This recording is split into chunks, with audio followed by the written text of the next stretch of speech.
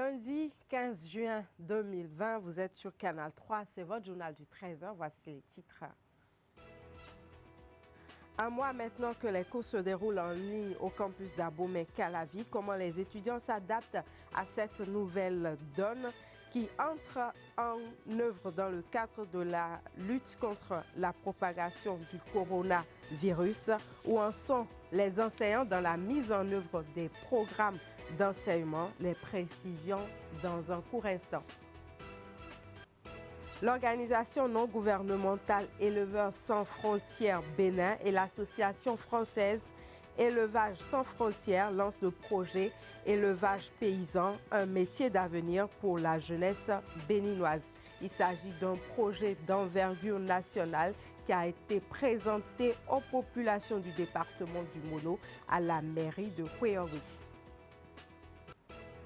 Le Tour du Bénin à la marche en 45 jours, c'est une initiative à mettre à l'actif d'un jeune sportif, Sylvain Bossouvi. Il a pris départ hier au stade de l'Amitié Général Mathieu Kérékou à Cotonou. Voilà pour le sommaire. Bienvenue, merci de nous suivre. On commence avec le premier élément de ce journal, avec les cours en ligne qui se déroulent depuis un mois maintenant à l'université d'Abomey-Calavi, une mesure mise en œuvre dans le cadre de la lutte contre la propagation du coronavirus. Eh bien, un mois après le début de cette nouvelle donne au campus d'Abomey-Calavi, nous sommes allés voir comment se déroulent ces cours, comment les étudiants s'adaptent au déroulement des cours en ligne. C'est un constat signé Ali Moumouni.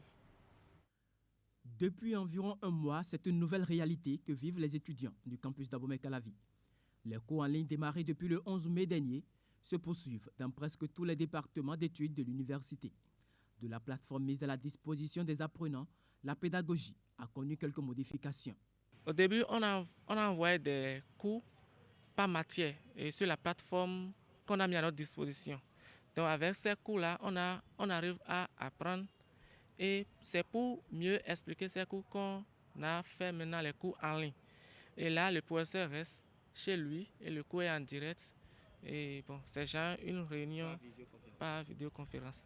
Au début, on nous avait dit de nous abonner sur la plateforme de l'UAC et puis d'aller cliquer sur notre école et puis on verra les cours. Mais c'était pas ça à la longue. Après ça, on a un groupe de cours d'IFRI, quoi. Les professeurs nous envoyaient les liens personnellement. Donc, d'autres professeurs choisissent Meet, d'autres choisissent Zoom, d'autres choisissent Skype. Donc, c'est pas tout le monde qui arrive à suivre quand même. Loin d'être une innovation voulue, les cours en ligne représentent la formule pour lutter contre la propagation de la Covid-19. Mais il n'en demeure pas moins que l'application de cette méthode d'enseignement n'est pas encore aussi favorable pour les étudiants. Et effectivement, on n'a quand même pas sur les cours en ligne. Nous allons dire aujourd'hui, ça fait pratiquement un mois. Mais depuis là, les cours de un mois, on ne peut même pas comparer ça aux cours de 3 heures. C'est-à-dire quoi? Ce qu'on a pu faire depuis le un mois là, ça n'atteint même pas ce qu'on fait en moins de 3 heures. Oui, parfois quand ce sont des appels vidéo, on arrive à comprendre, mais parfois quand c'est sur Skype et c'est juste des audios, on ne se comprend pas trop. On n'arrive pas à bien cerner le coup si, tout comme si c'était genre un présentiel ou c'était au cours, on était au cours genre en classe quoi. D'abord on est en espagnol et on n'a pas encore ce niveau pour bien comprendre le cours. Et on nous dit d'aller sur ces cours-là en ligne. Bon, ça nous rend la vie difficile et on n'a pas le choix, on ne peut que s'adapter. Si les étudiants de certaines facultés arrivent à s'adapter, il y en a qui ne parviennent pas à s'en sortir avec les explications en ligne. Au-delà de cet aspect lié à la pédagogie, les apprenants rencontrés, pour la plupart, sont également confrontés aux problèmes de connectivité. Parfois, j'arrive à suivre, parfois, suite au coup de forfait, et puis je ne suis plus parfois. Parce que il y a d'autres fois la connexion bug, il y a d'autres fois on prend le forfait, mais ça finit vite que prévu. Parce qu'ils ont dit qu'on va faire les cours en ligne, qu'ils vont mettre les dispositions à notre place, juste qu'à l'heure où je vous parle là, si ce n'est pas le réseau Wi-Fi et ce qui est installé ici, c'est pour une ONG qui est en train de nous aider. Donc la voix de l'étudiant. Je vais aussi profiter pour les saluer parce que c'est une belle initiative ce qu'ils ont fait. On a vu que vraiment, ils sont concernés, ils sont gênés par notre situation. Bon, vous connaissez bien la classe sociale de l'étudiant. Bon, si ce n'est qu'une minorité qui bénéficie, bon, si leurs parents sont... Maintenant, vous payez un forfait de 500 francs par exemple. Avec un cours de 3 heures, vous n'arrivez pas à suivre 1 heure avant que les forfaits ne se terminent. Vous avez au moins 2 cours dans la journée. Tu n'arrives même pas à finir le premier cours. Donc, c'est tout à fait un découragement, quoi. L'expérimentation des cours en ligne à l'université d'Abomey-Calavi semble ne pas laisser un bon goût aux étudiants.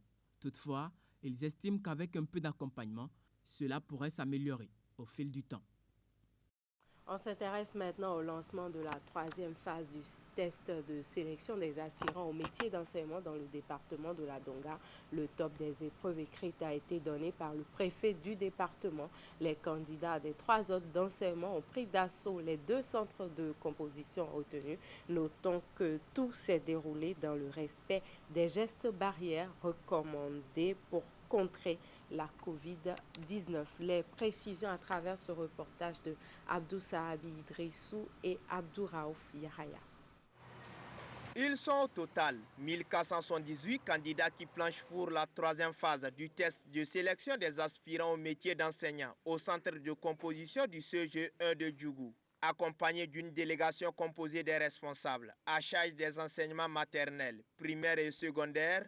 Le préfet de la Donga est allé procéder au lancement officiel des épreuves écrites au plan départemental. Mais avant, il va prodiguer ses conseils aux candidats. S'il y a quelque chose à vous demander, c'est de rester vraiment serein, calme et puis vraiment attentif à ce que vous faites.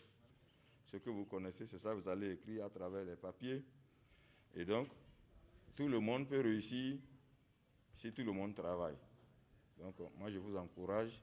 Après l'étape du CEGE 1, l'autorité préfectorale et sa suite ont mis le cap sur le centre de composition du CEGE 2 de la ville. Ici, ce sont 381 candidats tous aspirants à l'enseignement secondaire repartis dans 30 salles qui prennent part aux épreuves écrites du dit test.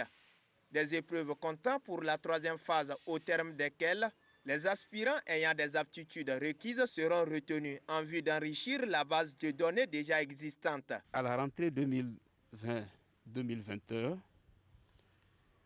en fonction donc des besoins exprimés par chaque établissement, la couverture donc pourra être faite très facilement. Ce qui est sûr, tous ceux qui seront dans la base ne seront pas totalement utilisés.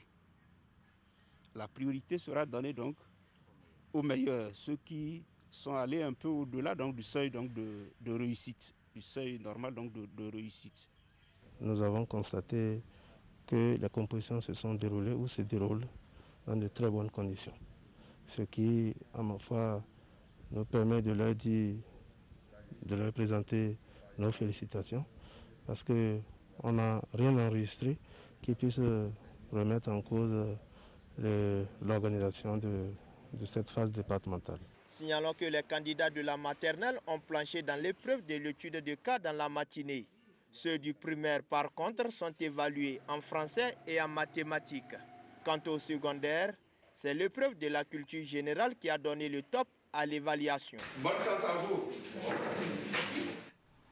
Autre sujet de l'actualité nationale, lancement de la campagne nationale de reboisement scolaire édition 2020. Le lycée technique et professionnel à Kodera dans la commune de Komé dans le département du Mono a été retenu à l'occasion. Le lancement de la campagne a été présidé par le ministre des enseignements secondaires, techniques et de la formation professionnelle. Compte rendu Geoffroy Messon, Florent Douf. En mettant en terre ce jeune plan d'Oranger, le ministre Maounion Kakpo donne ainsi le top départ de la campagne nationale de reboisement scolaire édition 2020. Il a fait ce geste dans la matinée de ce vendredi 12 juin 2020 au lycée technique et professionnel d'Akodera dans la commune de Komé. Un lycée dont les acteurs sont appelés durant cette campagne à mettre en terre plusieurs centaines de plants d'Oranger. L'arbre n'est pas seulement un élément clé de la nature, c'est même la vie. Celui qui plante un arbre n'a donc pas vécu inutilement, dit-on, car pour ralentir l'érosion côtière, pour un cadre de vie sain, pour réduire les risques de pollution de l'air, l'arbre est et demeure un facteur déterminant. L'année dernière, cette campagne a mobilisé 5 lycées techniques et certains collèges d'enseignement général et a permis de mettre en terre plus de 35 197 plants sur une superficie totale de 28 hectares.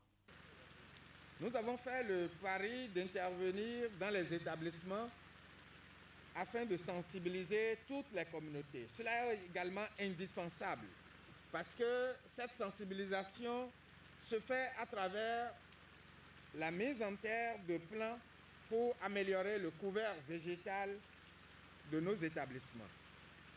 L'objectif à ce niveau est de participer à la prise de conscience des acteurs de ce secteur et de susciter en eux l'adoption de comportements favorables à la protection et à la sauvegarde de l'environnement. Cette année, la campagne nationale de reboisement scolaire cible des lycées et collèges des départements tels que l'Atlantique, le Mono, l'Ouémé, le Plateau, la Donga, la Takora, le Zou et les collines. J'ai constaté que les espaces que nous avons essayé de reboiser depuis quelques années, l'entretien n'est pas celui escompté en réalité. C'est pour cela que cette fois-ci, sous la direction du directeur de la prospective et de la programmation, avec la coordination des directeurs départementaux et sous la surveillance des chefs d'établissement, il sera mis en place un cadre de suivi de ces plans au sein de ces établissements, cadre de suivi entre l'administration, les apprenants, les formateurs, les parents d'élèves. Le domaine objet de reboisement au sein du lycée technique et professionnel d'Akolira a été pour l'occasion baptisé par la communauté éducative du lycée Espace de jeux et loisirs, professeur Maounion Kakpo. Et la première phase d'exécution du projet asphaltage suit son cours dans les grandes villes du Bénin. Pour le COM de Cotonou, plusieurs quartiers sont en chantier. C'est le cas par exemple d'Agla, souvent exposé aux inondations en période pluvieuse. À l'étape actuelle d'exécution des travaux, avec les premières pluies qui tombent déjà, comment se présente le quartier Agla à Cotonou? Clément Achade et Deonkwevi nous invitent à apprécier le nouveau visage d'Agla. Des années d'attente pour les populations riveraines d'Agla dans le 13e arrondissement de Cotonou. Le plus grand quartier de la ville a rêvé d'une zone désengorgée et voilà le rêve devenu réalité. Les rues entre-temps inondées et inaccessibles sont aujourd'hui praticables. Ceci après la première phase de l'asphaltage, un projet du gouvernement béninois qui donne un nouveau visage à ce grand quartier de Cotonou. Je trouve que c'est un travail vraiment merveilleux. Ça, je peux dire que je remercie beaucoup le président. Parce que moi j'ai aimé. Agla avant, c'est pas ça. Quand tu rentres dans Agla, c'est de l'eau un peu partout. Ta voiture est badigeonnée d'eau sale. Je ne peux pas te dire, c'est pas la peine. Aujourd'hui, les gens passent très bien. Il n'y a plus de l'eau.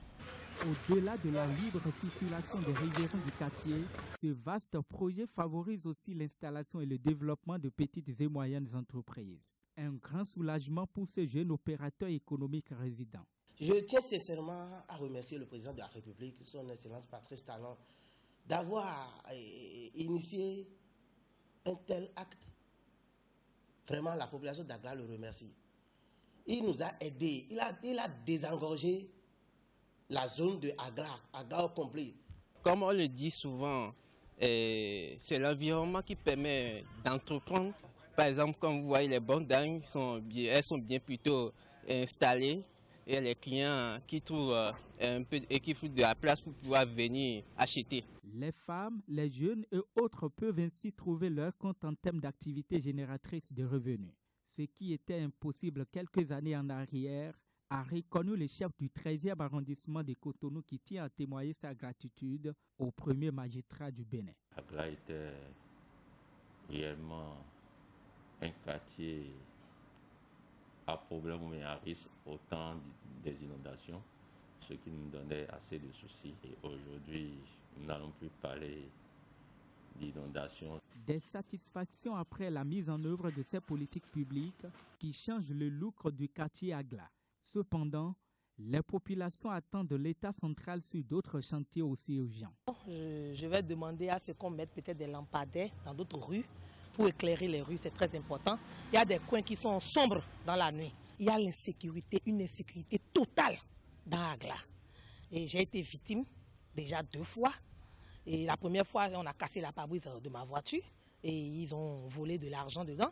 La seconde fois, ils sont venus me prendre ma télé dans ma chambre, en haut en plus. Hein. Donc il y a une insécurité totale qui vit dans ce quartier d'Agla. Si l'État ou bien la police peut faire quelque chose, faire des patrouilles de temps en temps dans le quartier, dans la nuit, ça pourra vraiment aider la population.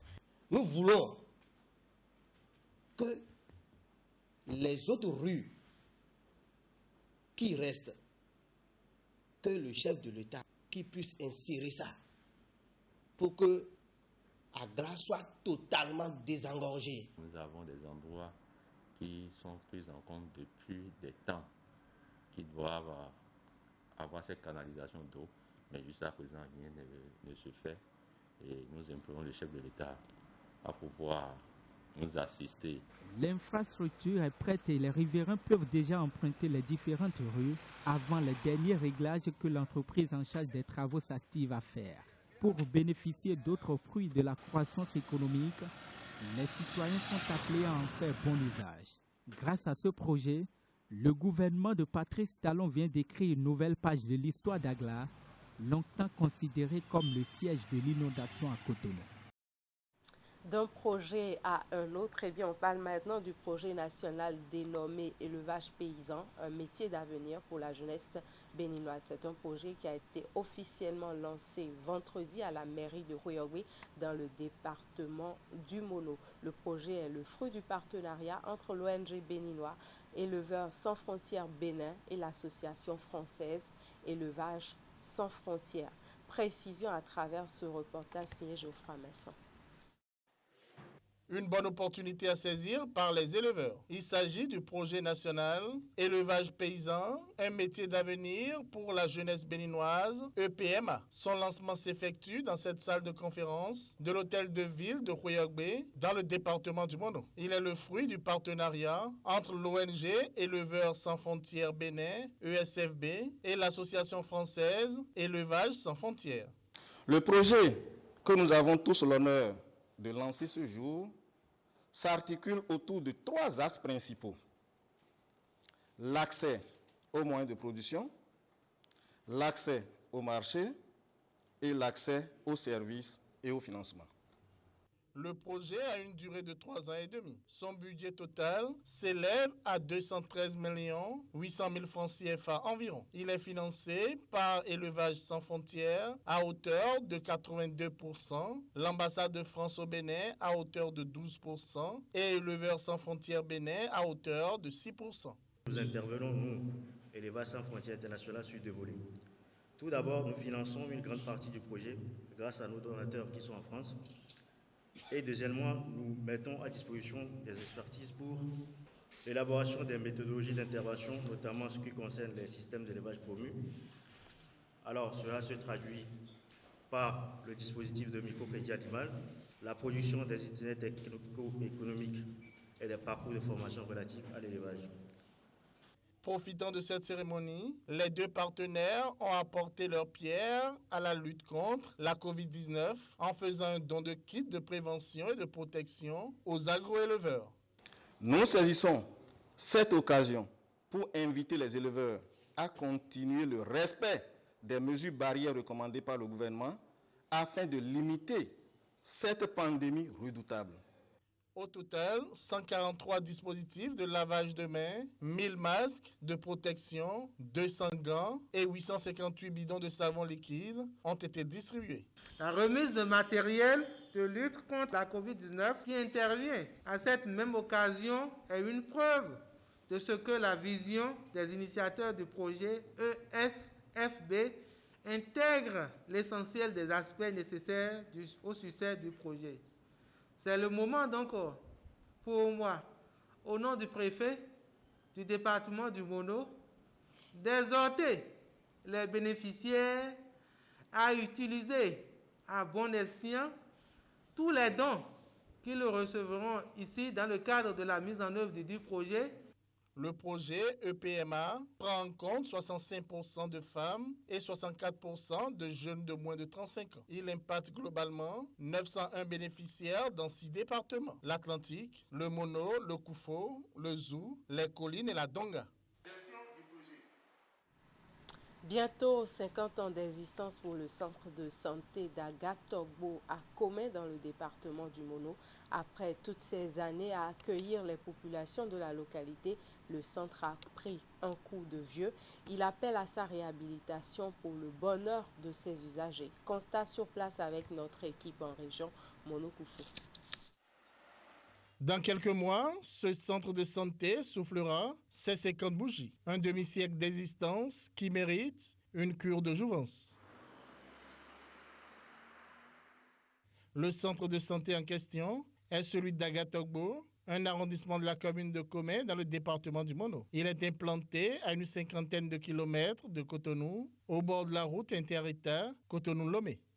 Ce centre est créé dans les années 70 et a commencé par fonctionner en 1972. Le centre de santé d'Agatogbo est compartimenté en 2 blocs essentiels. Le dispensaire, dont le bâtiment est à la droite de l'entrée, et la maternité, dont le bâtiment est en face de l'entrée. Cette dernière, par exemple, mérite un lifting complet pour de meilleurs services à la communauté. Avant même la création de ce centre de santé, il n'y avait que les naissances se faisaient à la maison. Ce n'est qu'à la maison que nos mamans nous mettaient au monde. Moi, par exemple, je suis né à la maison. Mais depuis l'arrivée de ce centre, il y a eu petit à petit un engouement pour le centre de santé. Et aujourd'hui, pratiquement aucune naissance ne se fait encore à la maison. Les murs sont lézardés. Les lits et matelas sont détériorés. De la salle de la sage-femme à la salle de garde, en passant par la salle de soins et de consultation, sans oublier la salle d'accouchement, tout ou presque est à revoir et à changer en termes d'équipement, de matériel et de plateau technique. Un seul lit d'accouchement est encore fonctionnel, mais pour combien de temps encore ?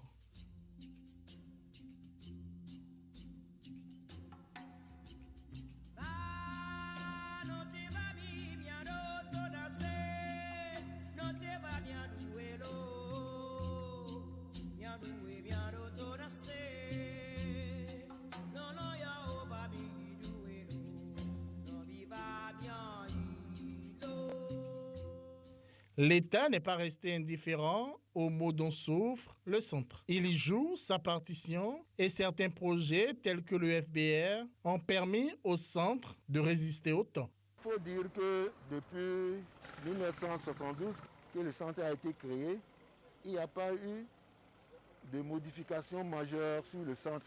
Il n'y a pas eu de réhabilitation du centre et il n'y a pas eu de gros efforts d'investissement sur le centre. Déjà en 2012, on a interpellé la mairie et la DDES qui ont envoyé des gens constater que ça ne pouvait plus tenir. Donc en réalité, on devrait déjà pouvoir trouver de financement pour tout écraser et reprendre le bâtiment. Ces soutiens de l'État restent pour l'heure insuffisants. C'est un SOS que lancent à la fois les usagers du centre et des jeunes de l'arrondissement. Nous invitons nos frères et sœurs, les diasporas, à ce qu'ils viennent au secours de notre centre. Nous invitons tous les fils et filles de l'arrondissement d'Agatogbo, plus la diaspora surtout, de se joindre à nous pour que nous puissions faire quelque chose à ce centre bientôt qui fêtera ses 50 ans. Le centre est dans un état totalement de dégradation très avancé, vous l'avez constaté. Et c'est un cri de cœur, un SOS que nous lançons envers d'abord nos gouvernants et envers tous les ressortissants de la commune de Komé, spécialement de l'arrondissement d'Agatogbo. On peut faire quelque chose pour notre arrondissement. Le message qui est lancé, c'est sauvons la maternité d'Agatogbo. Le message est lancé. Il faut sauver le centre de santé de l'arrondissement d'Agatogbo pour une meilleure prise en charge des patients ainsi que l'épanouissement du personnel. Autre chose maintenant, soulager les populations qui sont économiquement touchées en raison de la pandémie du Covid-19. C'est ce qui sous-tend l'ensemble des mesures prises par le gouvernement lors de son conseil des ministres du mercredi dernier. Depuis lors, les réactions se multiplient dans le rang des bénéficiaires. Dans le lot, nous avons tendu notre micro à Pascal Todinou, acteur de la société civile et opérateur économique. Suivant ses propos, il est au micro Canal 3 de Emma Rodonou et Thibaut Aroubé. En ce qui concerne les mesures qui ont été annoncées pour contrer les méfaits du Covid-19, monsieur le journaliste, moi, peut-être que je suis naïf, hein. Ce que je vois aujourd'hui me renforce dans ma position que de plus en plus j'admire la manière de faire de l'actuel gouvernement, c'est-à-dire le gouvernement du président Talon. Pour la simple raison que nous avons connu des crises avant, mais aucune disposition n'a été prise. Je dis bien aucune disposition n'a été prise concernant nous qui sommes dans le bas monde. Alors, mais moi, ce qui m'intéresse dans ces mesures-là, vous savez que depuis un certain temps, moi, je suis dans le domaine de la buvette, des discothèques. Depuis un certain temps, n'est-ce pas? Mais, pendant que c'est arrivé, j'ai fermé tout ça là. J'ai même mis sur mes buvettes fermées pour cause de Covid-19. Ça là, je vous jure tout. Il y a beaucoup de gens qui en ont souffert. Moi-même, j'en ai souffert parce que je payais des gens. Il y a des gens qui sont salariés chez moi. N'est-ce pas? Il y a des gens qui sont salariés chez moi, mais qui n'ont pas gagné le salaire là pendant 3 mois. Et j'étais obligé de sortir les choses de ma poche pour dire, patientez-vous. Ce n'est pas la faute du gouvernement. Ce n'est pas ma faute, mais c'est la faute de Covid-19. Et le gouvernement décide d'apporter un appui à tout ce monde-là. C'est vrai, j'ai bien rempli la fiche. Je ne sais pas si cette fiche est allée finalement au bon endroit parce que moi, je ne suis pas très fort dans ces trucs-là. Mais j'ai rempli, je ne sais même pas si j'aurais même quelque chose. Mais dans tout ça là, je dis, c'est cette partie, moi, c'est cette partie-là qui m'intéresse. Est-ce que vous voyez, monsieur le journaliste? C'est cette partie qui m'intéresse. Donc, globalement, je trouve que c'est un gouvernement qui s'intéresse aussi au social. Et bien sûr, au départ, tout le monde criait. Moi-même, je faisais partie de ceux qui criaient pour dire, mais comment est-ce qu'on va considérer affamé? On va serrer la ceinture jusqu'à quand? Maintenant, je crois qu'on peut comprendre que c'était des dispositions qui sont en train d'être prises. Alors, mais, monsieur le journaliste, on va toujours poser la question de savoir, mais où est-ce que le président Talon va trouver tant de moyens pour s'intéresser au social? Ah, moi, je peux répondre que tous les trous qu'on a bouchés là, tous les trous de corruption qu'on a bouchés là, ça sert à beaucoup de choses aujourd'hui. Et je crois que nous devons continuer à même obliger le président Talon à continuer dans le bouchage des trous inutiles, des trous qui creusent la famine dans le pays. Et la société béninoise de brasserie Sobevra de son côté vient en appui à ses partenaires que sont les points de vente de ses produits. Samedi, la société est allée remettre des kits de lavage de mains aux tenanciers de restaurants et de bars qui opèrent sur l'esplanade du stade de l'Amitié Mathieu Kérékou de Cotonou, une action pour participer à leurs efforts de lutte contre la pandémie du coronavirus. Précision à Siongbon Kanya, Siongbon Henri Ganti. La société béninoise de brasserie accompagne ses partenaires du stade de l'Amitié Mathieu Kérékou dans la riposte contre la pandémie du coronavirus. Un soutien qui vient à la réouverture des buvettes, restaurants maquis et bars de l'esplanade de ce stade après la période de confinement. Ce geste de 30 kits, 1000 t-shirts et 1000 masques que les bénéficiaires apprécient vient pour les soutenir dans leurs efforts quotidiens. Voilà, vous avez le dispositif de lavage de mains, vous avez également les masques, vous avez également des t-shirts sur lesquels vous allez voir l'acrostiche qui énumère les mesures à respecter pour éloigner le mal de tous les points de vente. L'appui de la Sobebra qui est notre premier partenaire dans les affaires, dans le débit de boissons, ça nous réconforte aussi. Nous sommes très ravis quand même au stade de l'amitié. Nous sommes très ravis et ce n'est pas la première fois qu'on est en train de voir des trucs comme ça au niveau de notre partenaire, la Sobebra. La pandémie de Covid-19 a fait des victimes au Bénin. Face à la menace, le gouvernement ne reste pas les bras croisés et a pris des mesures et instauré des gestes barrières pour ralentir la propagation. À travers ce geste, la Sobebra apporte son appui à la riposte contre le fléau. C'est le moment choisi par la Sobebra et ses partenaires, les distributeurs agréés et les promoteurs de bars, pour remercier l'État béninois de la gestion faite de la pandémie de la Covid-19. La Sobebra a choisi d'accompagner, comme toujours, ses partenaires qui sont les promoteurs de bars. Nous sommes venus les appuyer. Ils aussi ils font beaucoup d'efforts dans le maintien des gestes initiés par les autorités à charge de la Covid. Mais nous sommes juste venus les appuyer pour leur dire une fois encore que nous sommes avec eux, aujourd'hui et toujours. Donc le respect de ces gestes ne fera que pérenniser notre activité commune, qu'est la vente et la distribution des boissons fraîches. C'est la phase de lancement de cette opération d'accompagnement des partenaires, ont expliqué les représentants de la Sobebra. En clair, ils sont 30 buvettes, maquis, restaurants et bars à bénéficier de ce soutien. Parcourir les 12 départements du Bénin, c'est-à-dire faire le tour du Bénin à la marche en 45 jours, eh bien c'est une initiative du jeune sportif béninois Sylvain Bossouvi qui a pris départ hier dimanche au stade général Mathieu Kérékou à Cotonou. La Fédération béninoise des sports pour tous soutenant le sportif a pris toutes les dispositions nécessaires pour lui permettre de relever ce défi. Précision sur la cérémonie avec Teddy Goudalo et Ali Momoni.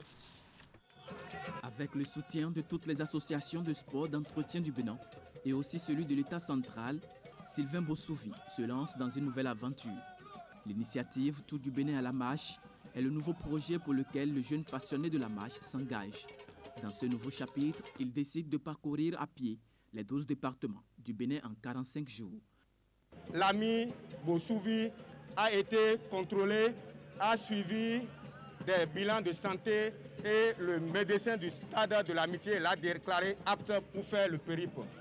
Nous avons aussi bénéficié du soutien de la police nationale qui a pris toutes les dispositions sécuritaires pour le suivre tout au long du parcours. Il va faire plus de 2200 kilomètres à pied.